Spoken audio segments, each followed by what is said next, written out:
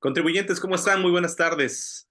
Jueves, hoy es jueves 18 de mayo y estamos listos para iniciar una transmisión más de los webinars del contribuyente. En esta ocasión con un tema muy importante y muy interesante pedido por ustedes en nuestras transmisiones, en nuestros medios de comunicación, redes sociales. El tema es fiscalización del uso de dinero en efectivo. Y bueno, vamos a platicar en esta ocasión con un ponente igual, de talla internacional, nacional, con un gran currículum, como siempre, y gracias a esta alianza con el Colegio de Contadores Públicos de México, que nos permite tener a estos ponentes de gran calidad.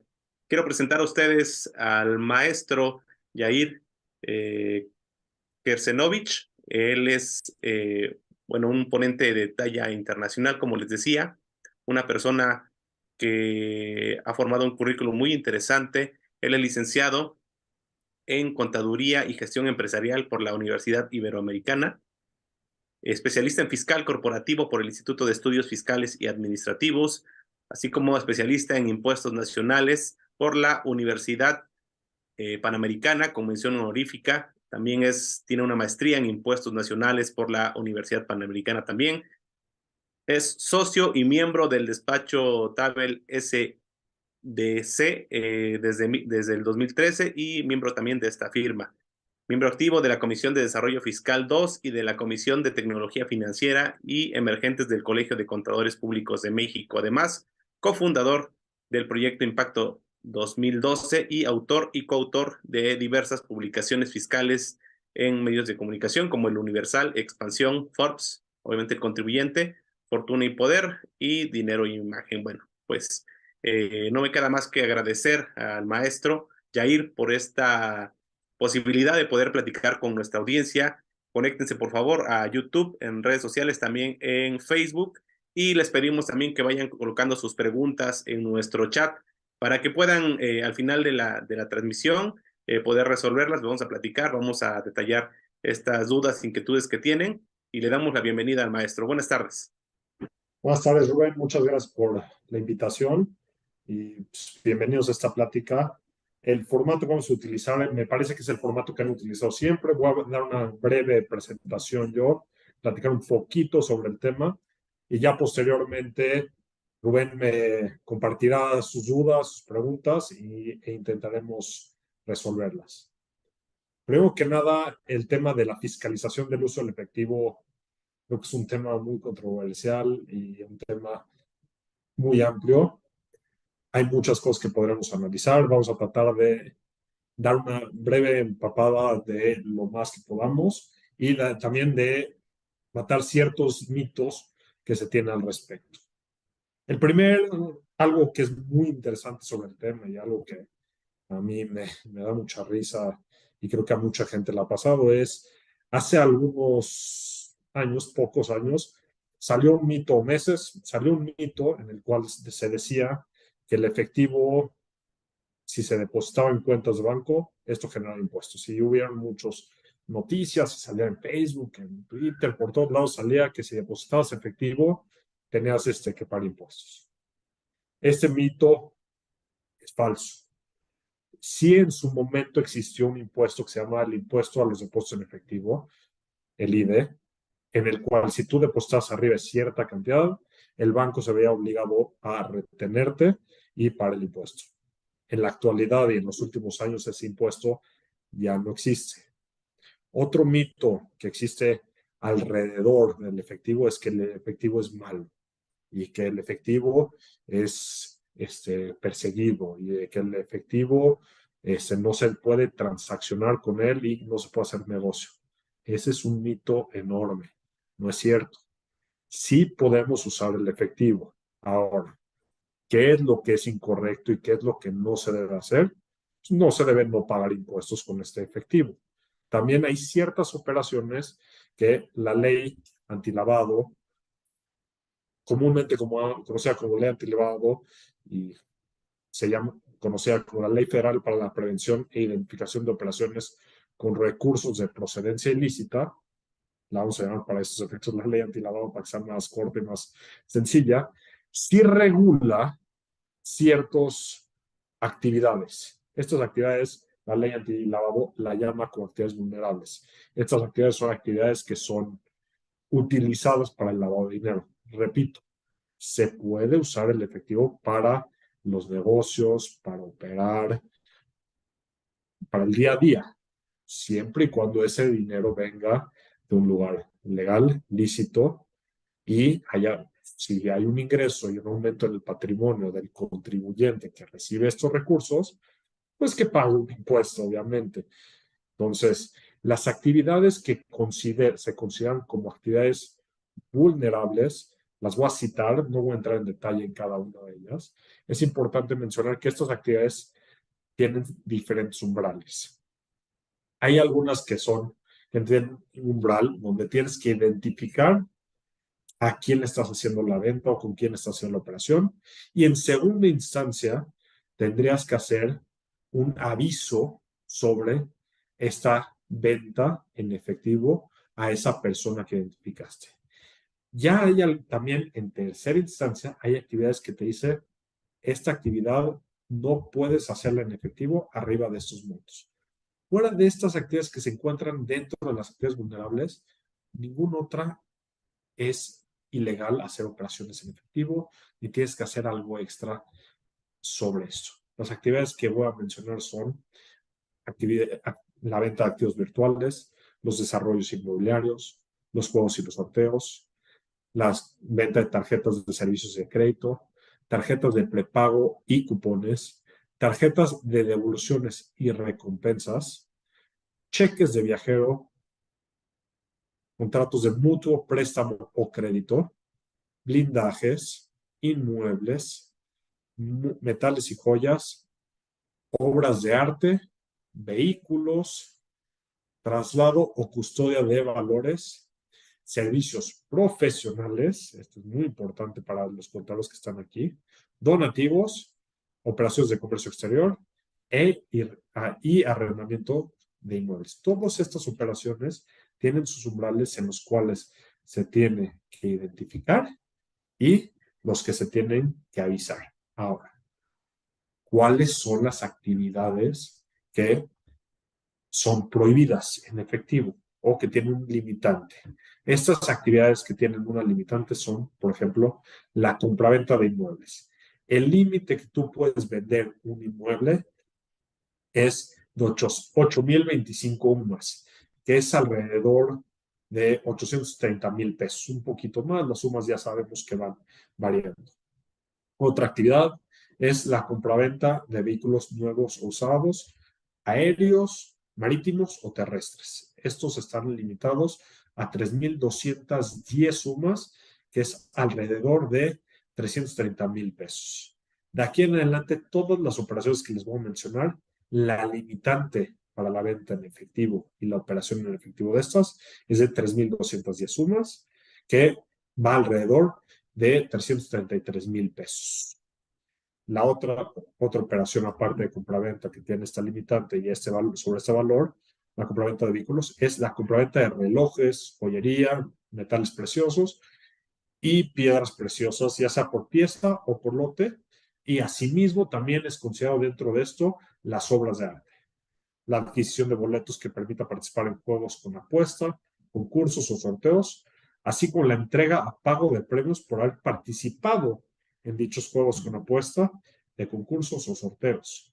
También el servicio de blindaje está en este límite de operaciones en efectivo, la compraventa de acciones o partes sociales y el arrendamiento de vehículos e inmuebles.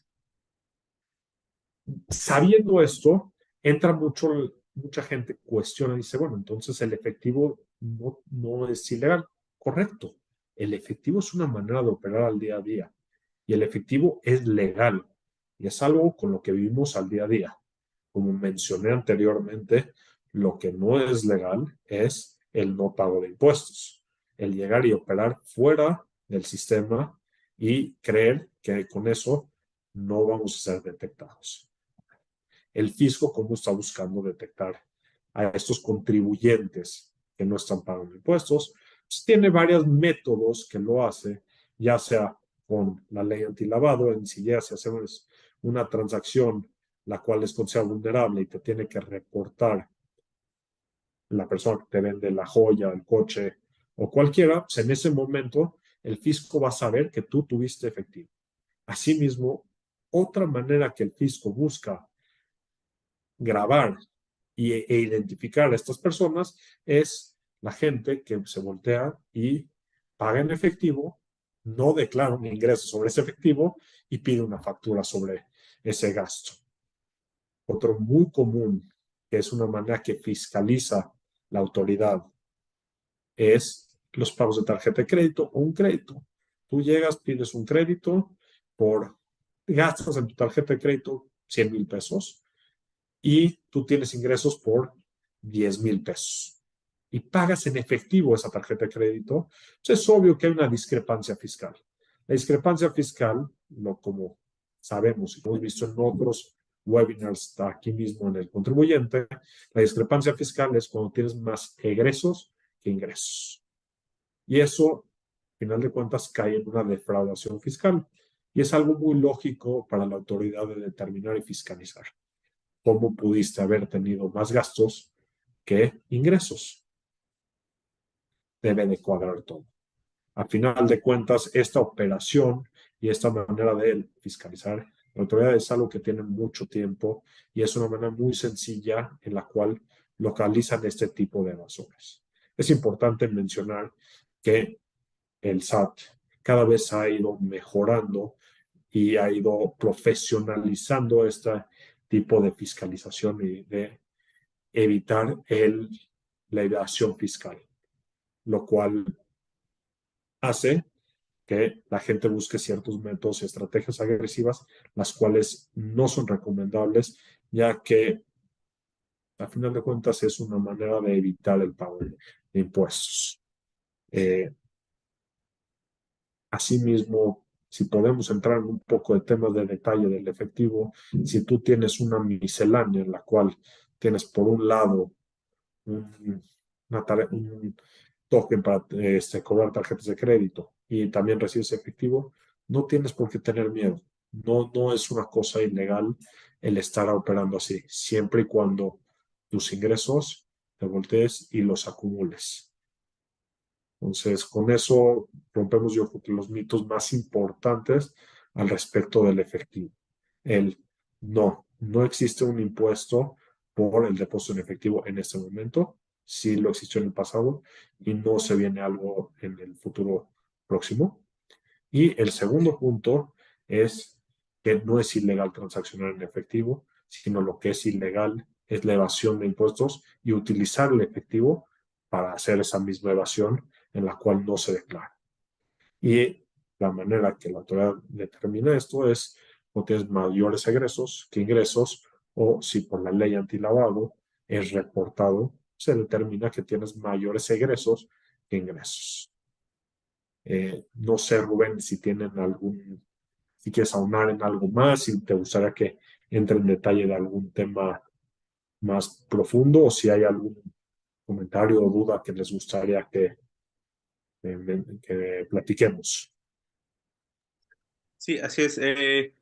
Me gustaría que nos diera su opinión sobre cuál fue la función que tuvo este impuesto a los depósitos en efectivo, si para ustedes o para como gremio tuvo una función adecuada y por qué fue que se quitó realmente del esquema fiscal de México. Bueno, este impuesto fue ya hace varios años. Este impuesto, el IDE, fue un impuesto que no estoy seguro en qué país se hizo anteriormente a México, pero fue una copia que se hizo para México y fue una manera de legislar dichos impuestos. Hubo un problema, ¿por qué? Porque supuestamente ese impuesto te lo podías acreditar contra otros impuestos. Entonces, si alguien tenía una pérdida, estaba como adelantando impuestos y estaba perdiendo dinero que no debe perder cuando es una operación en efectivo.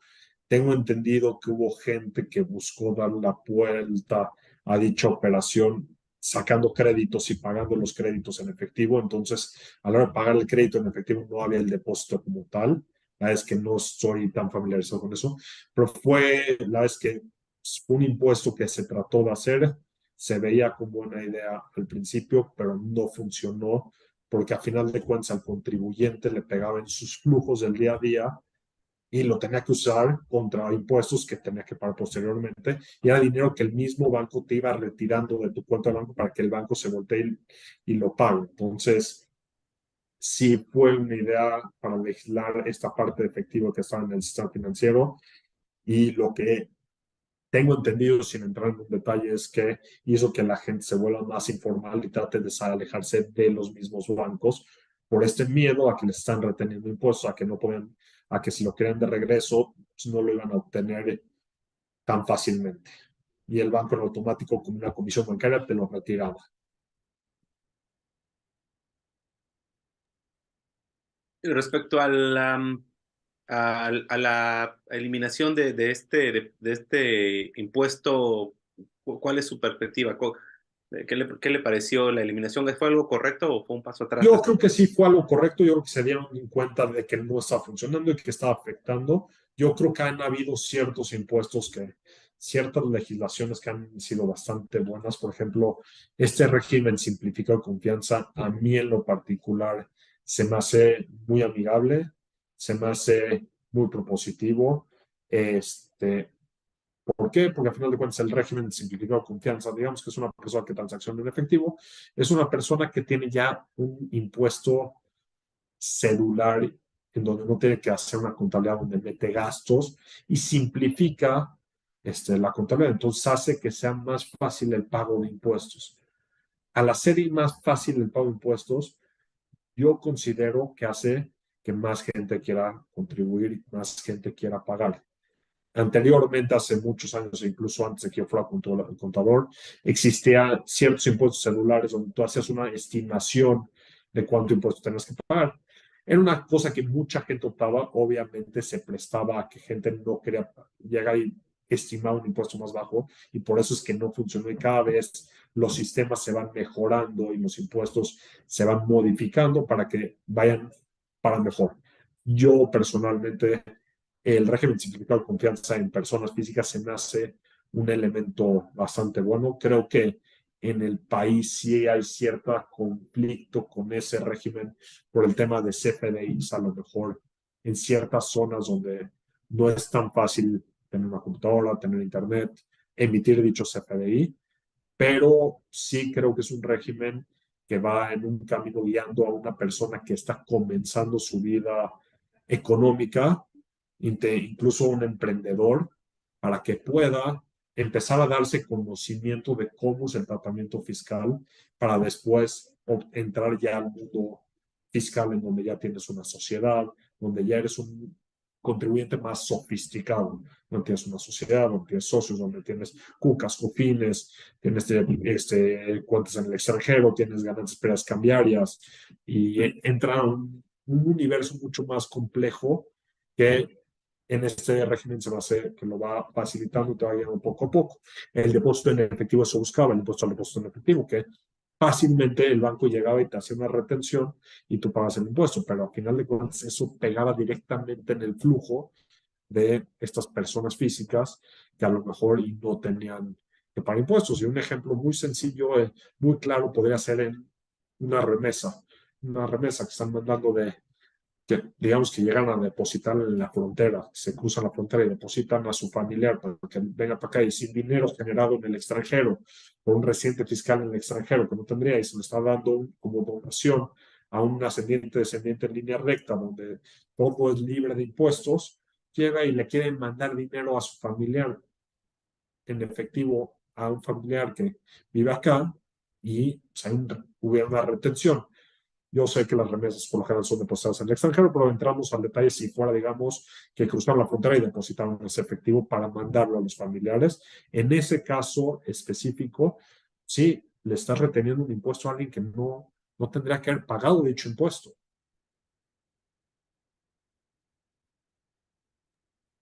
Respecto a las malas prácticas, maestro, hay muchos contribuyentes, sobre todo hay dudas respecto a malas prácticas, principalmente de personas físicas que incurren en el manejo de efectivo, incluso pueden a lo mejor estar cayendo en algún problema con la autoridad por el hecho de manejar incorrectamente el efectivo. Puede ser que a lo mejor reciban un recurso que ya por el cual ya pagaron impuestos y los vuelvan a depositar en cuentas bancarias.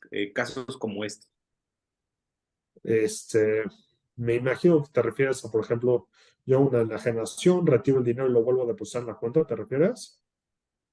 Bueno, sí, o sea, si digamos yo tengo un vehículo, lo vendo, pago impuestos sobre ese vehículo, saco el dinero y saqué de más y luego lo deposito, pues a final de cuentas hay una manera de demostrar que ese dinero tú lo hiciste efectivo y lo volviste a depositar.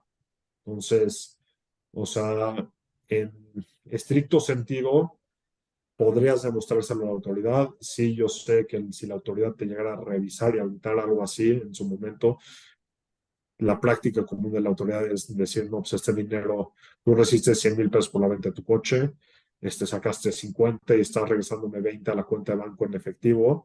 Es un ejemplo hipotético y nada más entrando en porcentajes. O sea, estos 20 no eran de ese mismo dinero, es por otro ingreso y van a querer generarte un crédito fiscal sobre ese dinero, obviamente.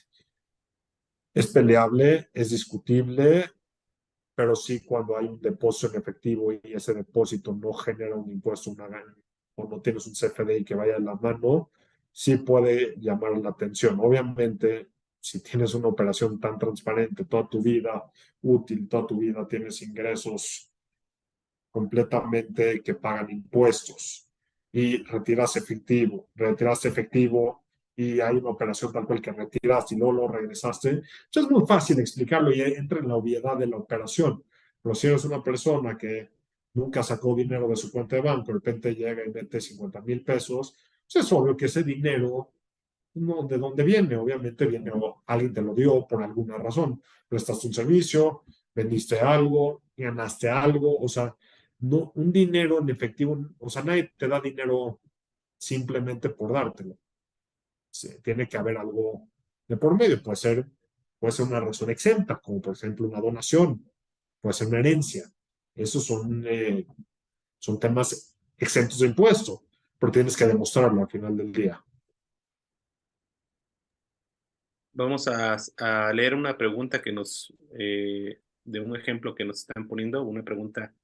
Dice, mi hermana me debe 20,000 pesos que yo le transferí a su cuenta y bueno, quiere vender un lote para pagarme. ¿Cómo sería mejor que me pague? ¿Como una donación entre hermanos?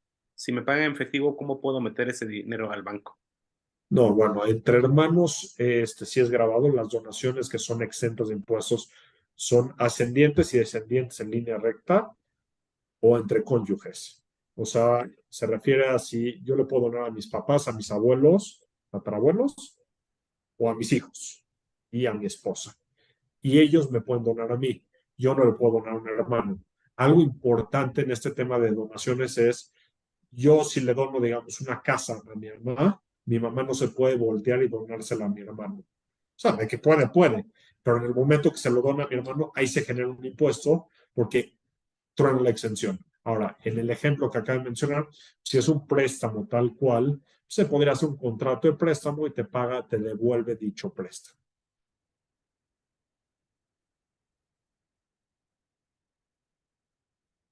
Sí, vamos a leer una pregunta más.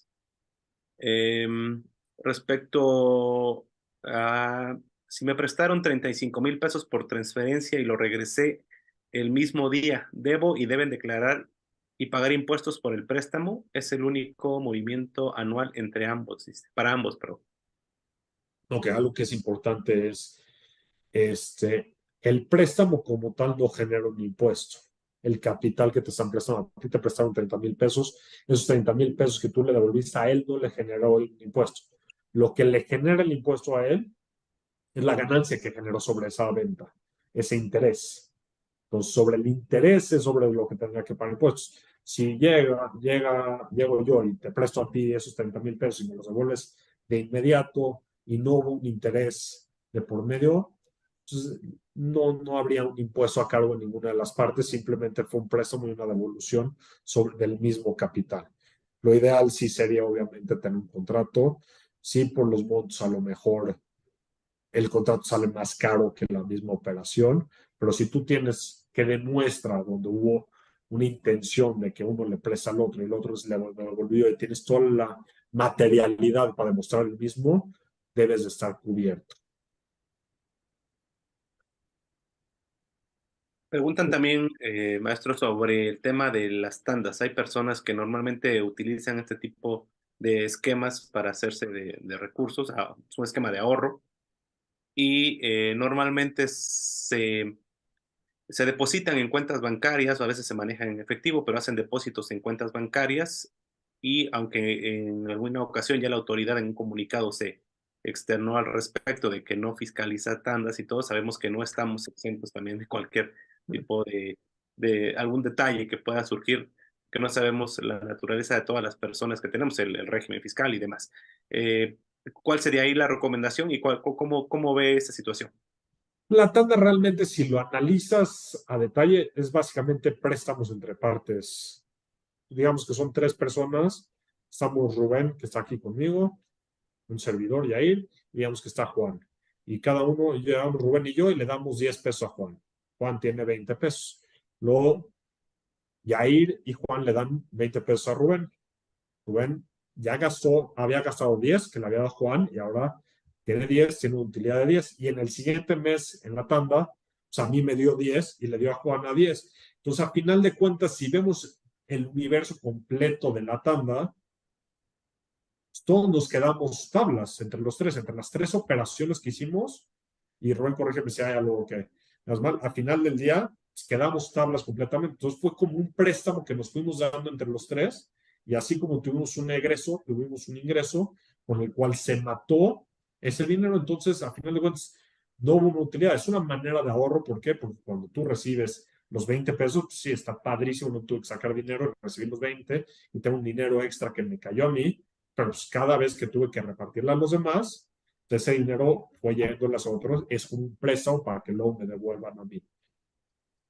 Entonces, sí, si llegan a dejar tu autoridad y te quieren demostrar, sí le podrías demostrar, mira, sí, tenemos aquí un grupo donde nos hacemos préstamos, que sería en donde yo le presto a Juan y le presto a Rubén y luego ellos me prestan a mí de regreso y a final de cuentas quedamos completamente tablas. Nada más el dinero es un tema de flujo en el momento en el cual yo lo tengo, lo tiene el otro. Y ni siquiera hay intereses. Entonces, como mencioné anteriormente, ¿qué es donde genera el impuesto? El interés.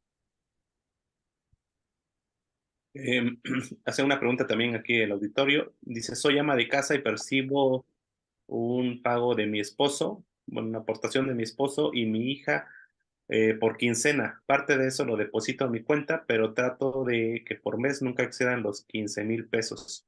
¿Es correcto cómo lo hago o puedo tener algún problema con la autoridad?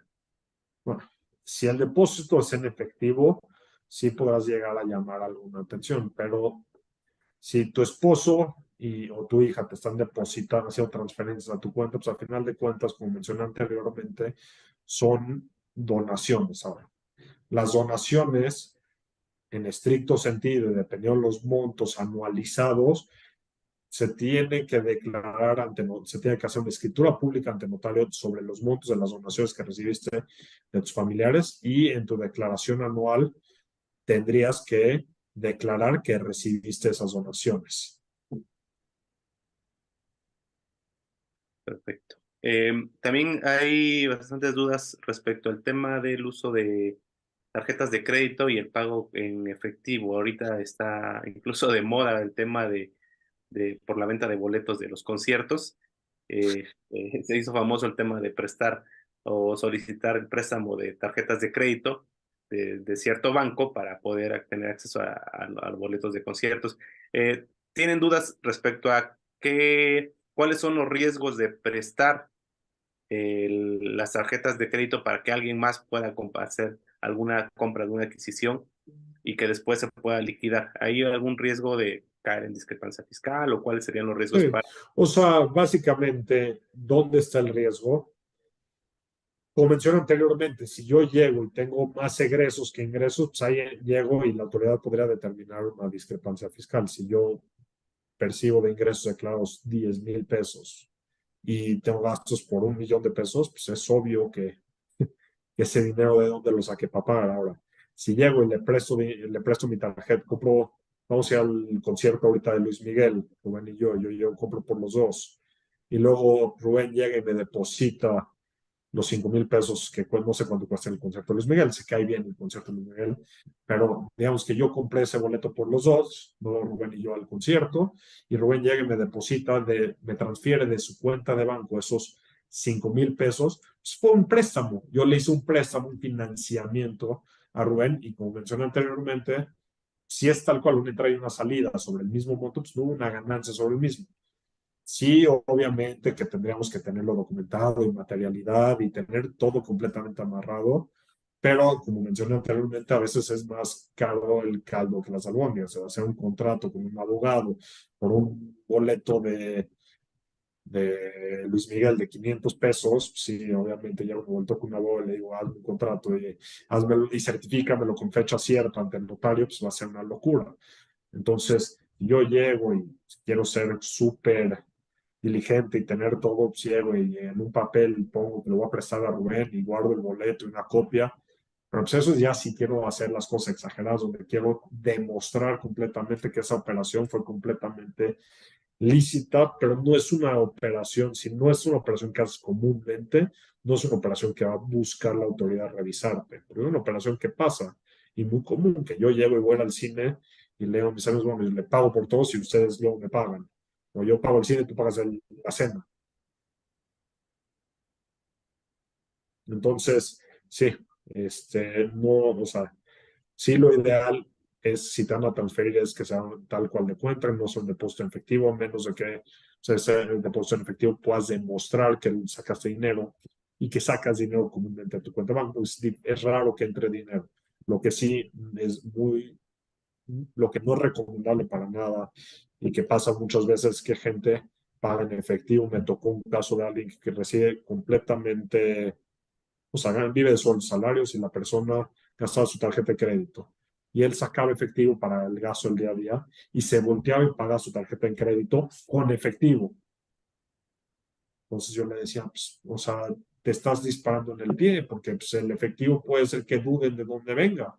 Si tú llegas y hubieras transferido de tu cuenta de banco y lo depositas el pago de tarjeta de crédito, se ve tal cual de un lado al otro.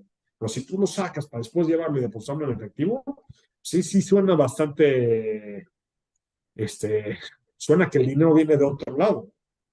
Y era una operación sencilla en donde él decía, bueno, pues, saqué dinero para gastar y aparte no era, me sobraba dinero, me faltaba pagar la tarjeta, pues entonces iba al banco y lo depositaba.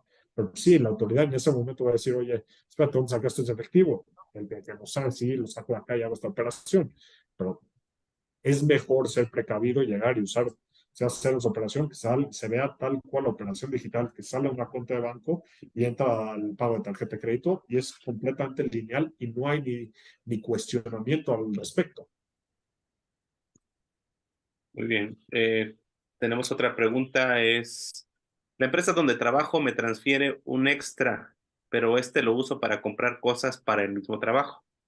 Todo eso lo facturo a nombre de la empresa. ¿Puedo tener algún problema o cómo actuar ante eso? Sí, esos son reembolsos realmente, o sea, a final de cuentas estás haciendo gastos a la empresa, ahí lo que se podría manejar es un contrato de mandato en donde te están dando un dinero, una instrucción para que vayas y hagas un pago.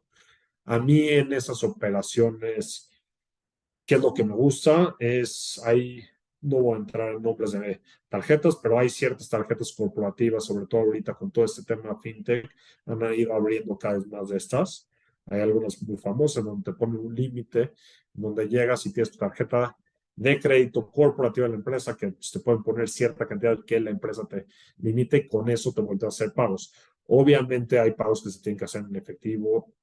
Sabemos que no todo el país paga impuestos, entonces a veces tienes que hacer ciertos gastos. Eso, si te dan el efectivo y los pagas y la empresa pues, va a tener un gasto no deducible, un ingreso no deducible.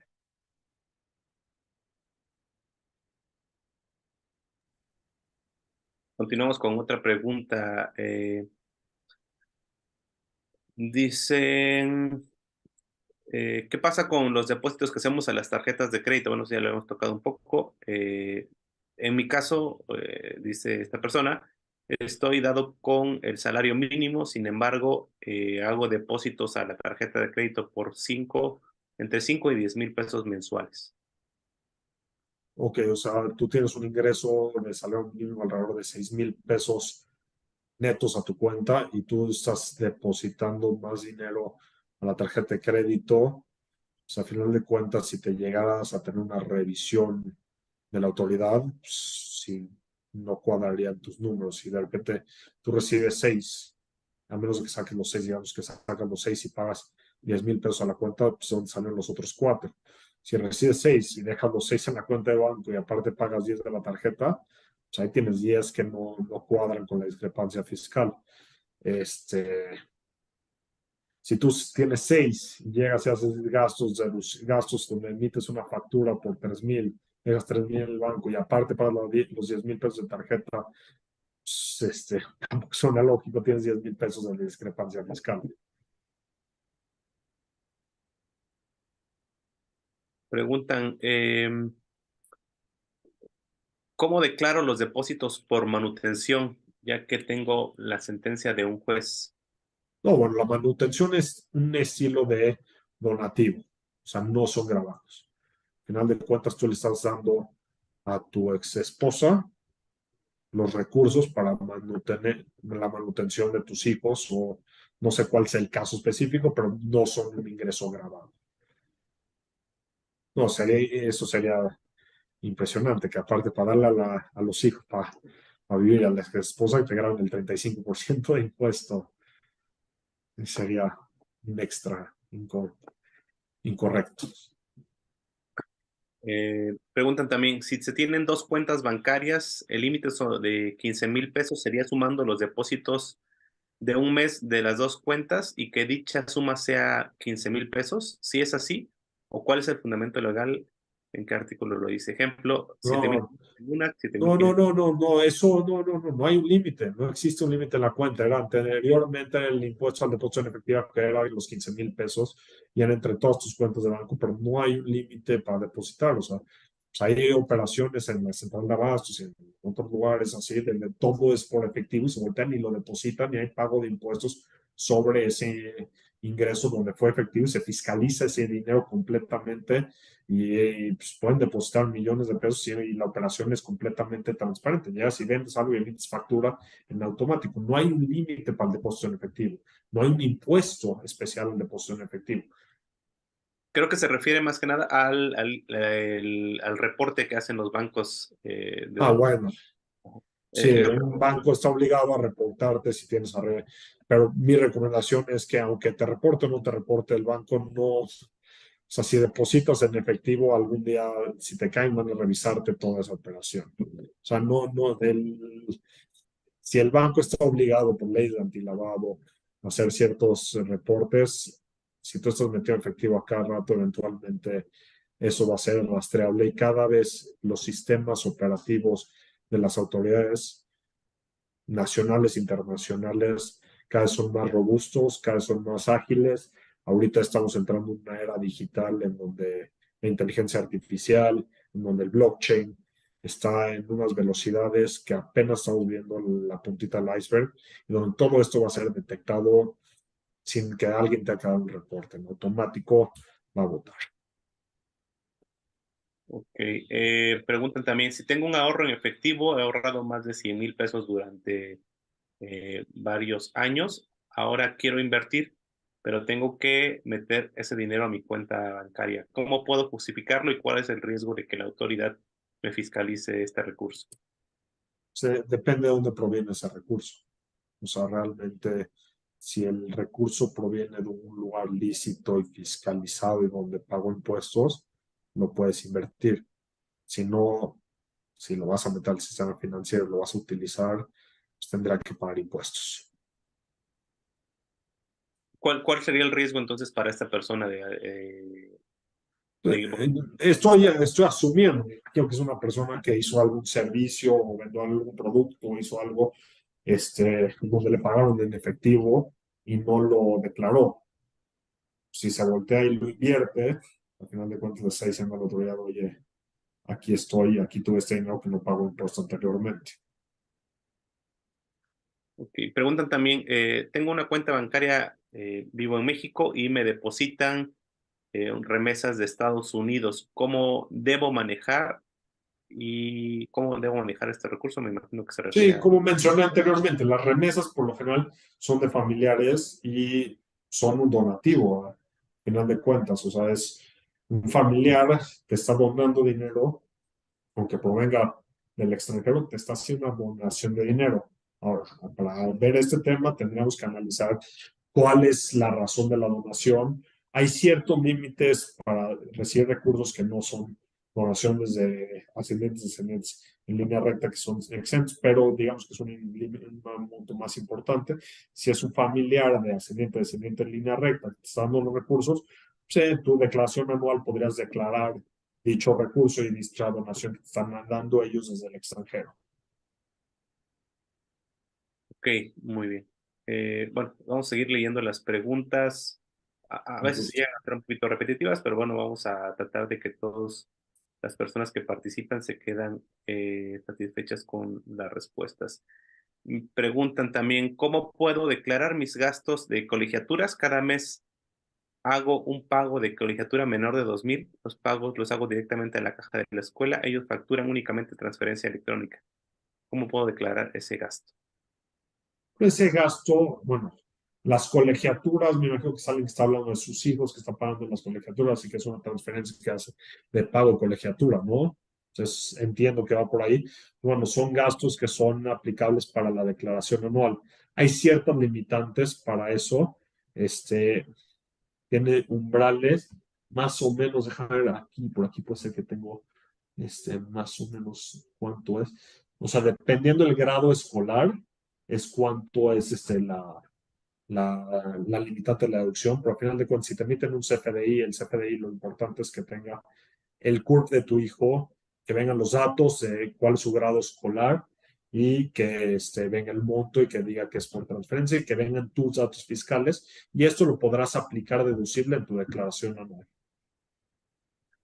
Hay bastantes dudas también sobre el tema del límite de las cantidades que informan los bancos al SAT sobre depósitos en efectivo. Preguntan también si tengo varias cuentas en bancos y a cada una le deposito 14,000 pesos. En este supuesto podría no declarar, es decir, cada banco tiene que informar, pero si me mantengo en el límite no informaría. ¿Es correcto esto? Déjame, te lo confirmo un segundo. Lo tengo por aquí.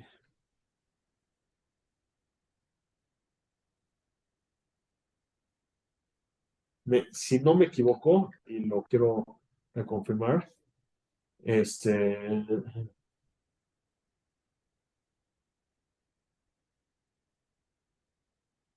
es la miscelánea fiscal la 3.5.13 de, este, de 2021. Segundo.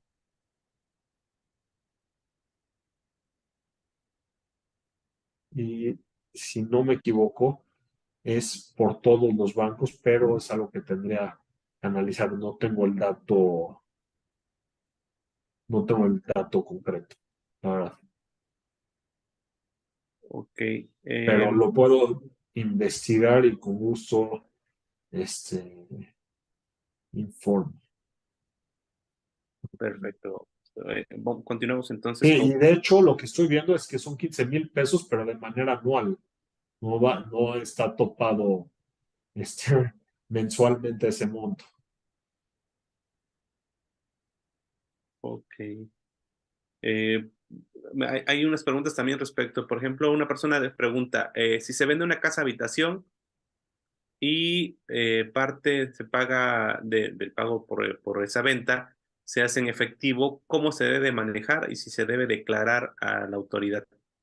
Sí, bueno, si yo hago una venta de una casa habitación, yo tengo que declarar la totalidad de la venta de la casa habitación.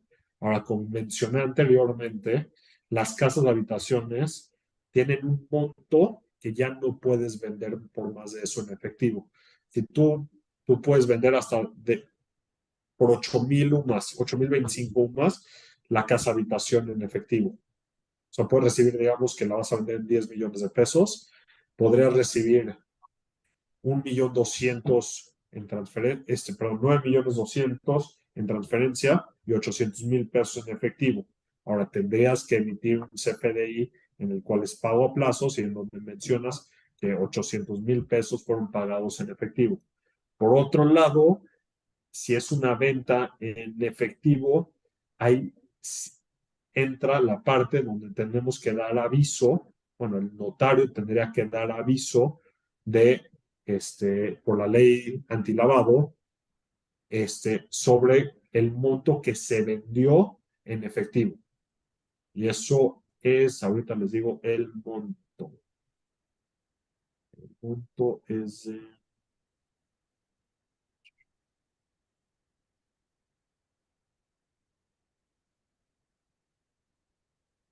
el monto de aviso es de 8,000.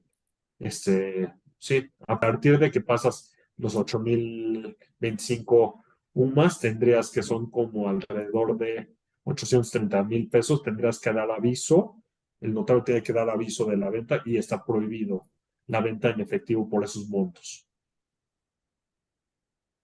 Ok, Y pero tendrías que dar un aviso ante en la ley como una actividad vulnerable antilavado.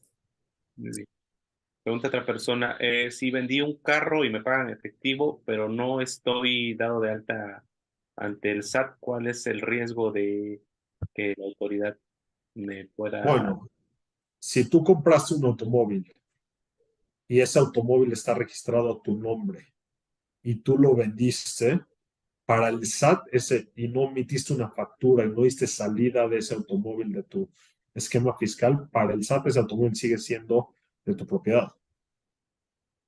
Sé que puede haber un cambio de nombre, pero para el SAT, para efectos fiscales, ese automóvil sigue siendo parte de tu propiedad. ¿Qué es lo que busca el SAT? Es que cuando hagamos estas ventas hagan CFDIs, hagan un CFDI de salida de ese automóvil. Si lo vendiste en efectivo, pues lo que busca el SAT, obviamente, que es lo que siempre buscan, es que pagues impuestos sobre estos mismos. preguntan también otra persona, recibo el pago mensual de mi salario, trabajo en una empresa, estoy de alta en nómina y en el IMSS, y además tengo ingresos por venta de productos, bueno, solamente dice por venta de productos, pero algunos de mis clientes me depositan en efectivo el pago de estos productos. ¿Cuál es el riesgo y si debe darse de alta ante el SAT para registrar estos ingresos? Sí, mi recomendación a esta persona sería que entre al régimen simplificado de confianza. O sea, depende de los montos si es que sí puede optar por ese régimen, pero tiene su sueldo y aparte está dentro del régimen simplificado de confianza. El régimen simplificado de confianza no tienes que meter tus deducciones. Recomendaría que sí tenga los FDIs de los productos que compra y vende. ¿Por qué? Porque puede aplicar el IVA sobre esos productos y en el IVA sí se lo puede acreditar y disminuir el pago de impuestos, pero al final de cuentas, para efectos de ISR, pues, tú nomás en el régimen simplificado de confianza declaras cuánto fue tu ingreso y pagas una tasa bastante preferencial del 2,5% máximo.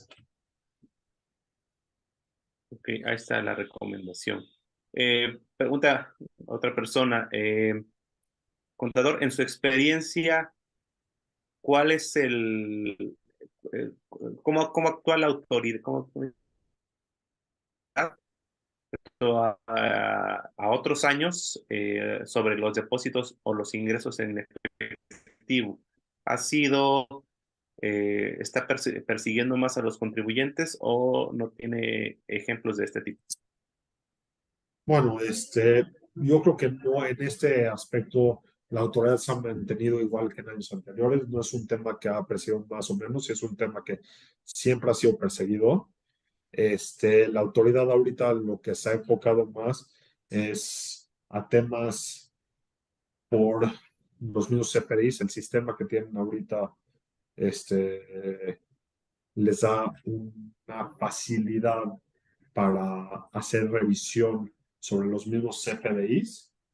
Entonces, sí, en la parte de efectivo se sigue manejando similar, si no es que exactamente igual. Bueno, no podría saber, pero por lo que yo he visto y en mi experiencia, se sigue manejando bajo el mismo sistema que anteriormente de buscar la revisión de los depósitos en efectivo y esta discrepancia fiscal y esta evasión de impuestos.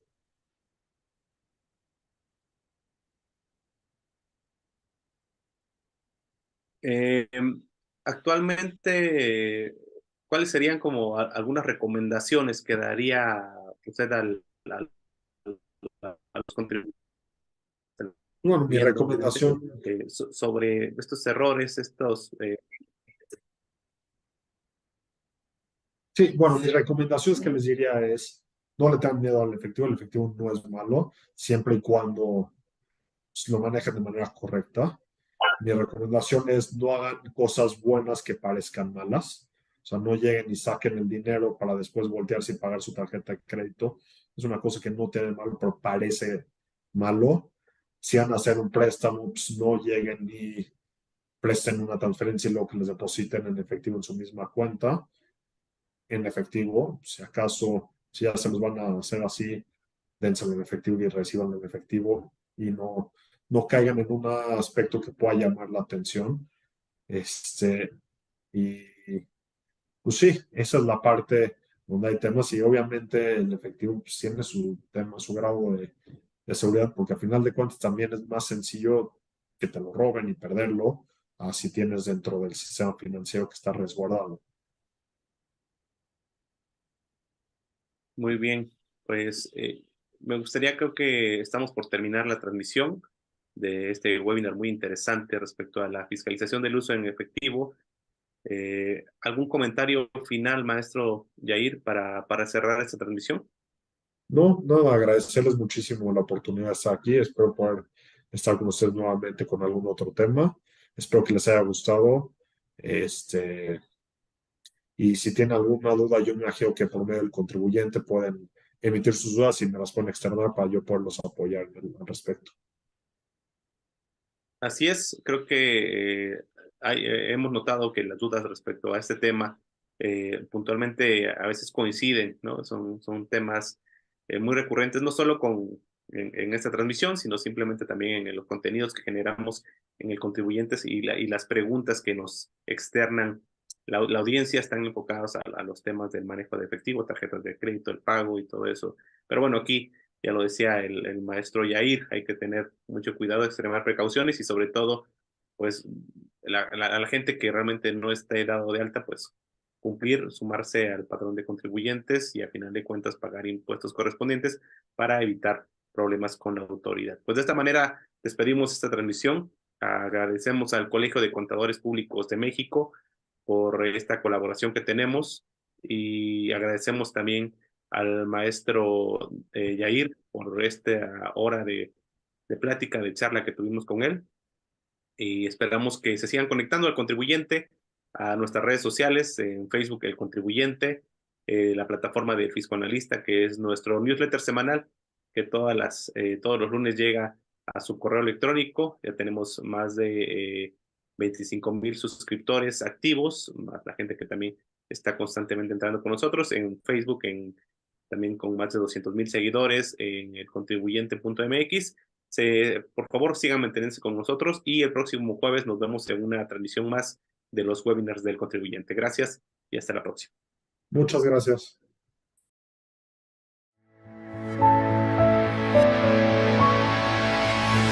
External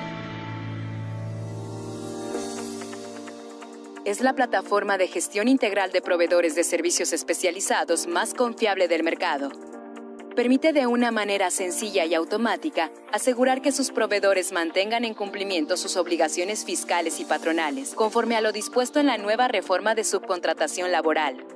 Permite además una recepción ordenada y bien documentada con toda la evidencia de los proyectos y servicios que ha contratado, dejando todo muy bien sustentado y con un repositorio histórico de fácil acceso. Mediante el portal de External, el proveedor carga distintos documentos que avalan el cumplimiento de sus obligaciones ante el SAT, IMSS, Infonavit y la Secretaría del Trabajo. Además, permite cargar la plantilla completa de empleados que trabajarán en la entrega del proyecto o servicio contratado por el cliente. Deberá cargar los documentos que avalan el cumplimiento de sus obligaciones patronales. External revisa automáticamente la autenticidad de los documentos subidos a la plataforma, detectando cualquier anomalía, y realiza distintas validaciones y cruces de información para determinar el nivel de cumplimiento del proveedor, así como detectar cualquier inconsistencia o riesgo, como la aparición del proveedor en listas negras del SAT y de la Unidad de Inteligencia Financiera o la desactivación de la clave REPSE. Ante cualquier riesgo detectado, el sistema genera diferentes alertas para las cuales se definen distintas acciones automáticas de atención y resolución. External cuenta también con un sistema de acceso de códigos QR muy fácil de utilizar por su personal de seguridad. El sistema funciona generando códigos QR al personal del proveedor que presenta su llegada a las instalaciones del cliente. El guardia de seguridad revisa con su app el código para darle acceso. Si el proveedor se encuentra en incumplimiento, los códigos QR se desactivan de manera automática, evitando así que pueda acceder a sus instalaciones. Permite además calificar los servicios recibidos por parte de los proveedores y su personal, brindándoles feedback y, en el caso de incumplimiento de políticas o normas internas, aplicando las acciones pertinentes. Mediante el visualizador de indicadores de External, en un vistazo fácil y rápido, podrá ver la situación de cumplimiento general de todos los proveedores de la empresa, pudiendo entrar al nivel de detalle que necesite para tomar las decisiones necesarias. External le permitirá tener en un solo lugar toda la evidencia en línea del cumplimiento fiscal y laboral de los proveedores y personal externo contratado, así como toda la evidencia histórica del sustento de los proyectos y servicios entregados. Entre los principales beneficios de External se encuentran su facilidad y rapidez para configurar la plataforma, además de una fácil integración con los principales ERPs del mercado, así como con otros sistemas internos que tenga en su empresa. Permita a External ayudarle a automatizar la validación de proveedores. Contáctenos a ventas@external.com. External, la gestión inteligente de cumplimiento de proveedores de servicios especializados.